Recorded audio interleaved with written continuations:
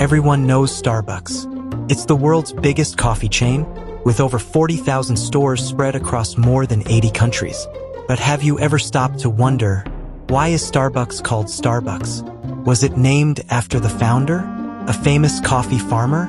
Or is Starbucks actually just a made-up word? The answer is stranger than most people realize. Starbucks wasn't named after coffee at all. It was inspired by a character from one of the greatest novels ever written. A character who never even drank coffee. The name comes from Starbuck, the thoughtful first mate aboard the whaling ship Pequod in Herman Melville's classic 1851 novel Moby-Dick. The founders simply added an S to make the name sound more natural and brandyable. But that raises an even bigger question. Why would three men opening a coffee shop choose the name of a fictional whale hunter? To answer that, we have to go back to Seattle in the early 1970s. In 1971, Seattle wasn't known for coffee. Today, it's almost impossible to think of the city without imagining cafes on every corner. But back then, Americans mostly drank inexpensive canned coffee from the supermarket. High-quality, freshly roasted coffee was difficult to find. Three friends wanted to change that. English teacher Jerry Baldwin, history teacher Zev Siegel, and writer Gordon Boker weren't trying to build a global cafe empire. They simply wanted to sell better coffee beans. Inspired by coffee expert Alfred Peet, who had introduced specialty coffee roasting to the West Coast, the trio decided to open their own coffee bean store in Seattle's historic Pike Place Market. At this point, there was just one problem. They needed a name. Coming up with a company name turned out to be surprisingly difficult. The founders wanted something memorable, something adventurous, something that sounded rugged and authentic. They rejected dozens of possibilities. One early favorite was Cargo House. Thankfully, that idea didn't last. According to co-founder Gordon Boker, he believed words beginning with ST had a powerful sound, so they started searching for names beginning with those letters. During the brainstorming process, someone noticed an old mining map of Washington state. On it was the name, Starbo. Nobody particularly loved Starbo itself, but seeing it reminded Boker of another word, Starbuck, the first mate from Moby-Dick, and suddenly everything clicked. At first glance, naming a coffee company after a whale hunter seems random, but there was logic behind it. Moby-Dick is one of America's greatest adventure stories. Its world is filled with ships, distant oceans, exploration, trade, and exotic lands.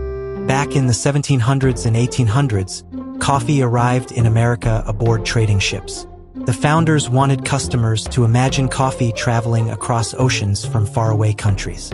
A maritime name perfectly fit that vision. Starbuck himself wasn't the captain. He was the calm, intelligent first mate known for reliability and steady judgment. The founders liked the sound of his name even more than the character himself. Adding the final S transformed it into Starbucks, making it sound like a welcoming destination rather than one individual. And just like that, the company had its name. The first Starbucks opened on March 30th, 1971. But if you walked into that first store expecting a caramel macchiato, you'd be disappointed. The original Starbucks didn't sell espresso drinks. It didn't serve frappuccinos. It didn't even brew coffee for customers.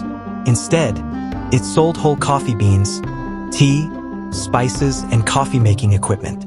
Customers took everything home to prepare themselves. In other words, Starbucks started more like a specialty grocery store than the coffeehouse we know today. Everything changed in the early 1980s. A young salesman named Howard Schultz visited Starbucks to sell coffee equipment. After seeing the company's passion for quality coffee, Schultz joined the business. A trip to Italy would completely reshape his thinking. In Milan, Schultz noticed something remarkable. Coffee bars weren't just places to grab a drink. They were social spaces. People talked, read newspapers, met friends, spent time together. Schultz wanted to bring that experience to America. The original founders weren't convinced. They wanted to stay focused on selling beans. Eventually, Schultz left Starbucks and started his own coffee chain called Il Giornale. Then, in 1987, he bought Starbucks from the original founders. Instead of changing the name, he kept it. That decision would become one of the smartest branding choices in business history. Looking back, Starbucks is a surprisingly effective brand name. It doesn't limit the company to one product. Unlike names containing coffee or cafe, Starbucks could expand into tea, food, bottled drinks, merchandise, music, and digital services without sounding out of place. The name also feels premium, mysterious, timeless. Even people who've never read Moby-Dick recognize it instantly. Its maritime origins pair naturally with the company's iconic twin-tailed siren logo, reinforcing themes of seafaring, exploration, and discovery. Whether customers know the literary connection or not, the branding creates a distinctive identity that's hard to forget. Today, Starbucks serves millions of customers every day across the globe. Its green siren logo is among the most recognizable symbols in retail. Yet few customers realize the name traces back to an old American novel about obsession, whales, and life at sea. A fictional first mate from 1851 became the inspiration for one of the most valuable consumer brands ever created. Not because he loved coffee, but because his name captured exactly the feeling the founders wanted. Adventure, discovery, and journeys that begin with a single cup. The next time you walk into Starbucks, remember, you're not just buying coffee from a global chain. You're buying from a company whose name began on the pages of Moby-Dick over 170 years ago. And that's the story behind why Starbucks is called Starbucks. If you enjoyed this video, you might also like the rest of our Why Is It Called series, where we uncover the surprising origins behind the world's biggest brands. From Nintendo and IKEA to McDonald's, Visa, Ford, and many more. Thanks for watching, and I'll see you in the next one.